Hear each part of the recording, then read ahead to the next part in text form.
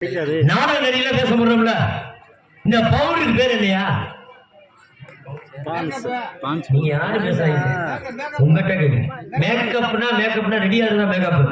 இதுக்கு பேர் என்ன? பவுடர்னா சிந்தாலா பவுடரா? அந்த பவுடர்ல பவுடருக்கு பேர் இருக்கும்ல. இப்ப நீங்க இருக்கீங்க, உங்க பேர் என்ன? அது மாதிரிதான் இந்த பவுடர் பேர் என்ன தெரியுமா? ஹரிதாரம். ஹரிதாரம்னா என்ன? ஹரிங்கிறது மகாவிஷ்ணு, தாரங்கிறது மகாலட்சுமி. அப்ப அவங்க ரெண்டு பேர்த்தையும் சாமி கும்பிட்டு போடுறதா நாடகக்காரங்க போடுற பவுடருக்கு பேரு ஹரிதாரம். ஹரிதாரம் ஏன் பேர் வந்துச்சு? மதுரையில சித்திர திருவிழா நடந்துச்சு. சித்திர திருவிழா கதாநாயகன் யாரு? அழகர். அழகர் என்ன அவதாரம் எடுத்தாரு? கோமாளி அவதாரம் எடுத்தாரு.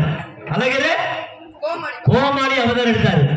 என்னைக்கு அவர் கோமாளி அவதாரம் எடுத்தாரோ அந்த கோமாளியோட அவதாரம் தான் இங்க பபுனா நடிக்கிற நாங்க. அப்ப நாங்க யாரு? அந்த அழகருக்கு சமமான ஆள் யாருன்னா பபுனாடி அடிக்கிற எல்லா பபுனும் அழகருக்கு சமமானவங்க. இதுதான் 100% உண்மை. ரெண்டாவது உண்மை விஷயம் தெரியுமா?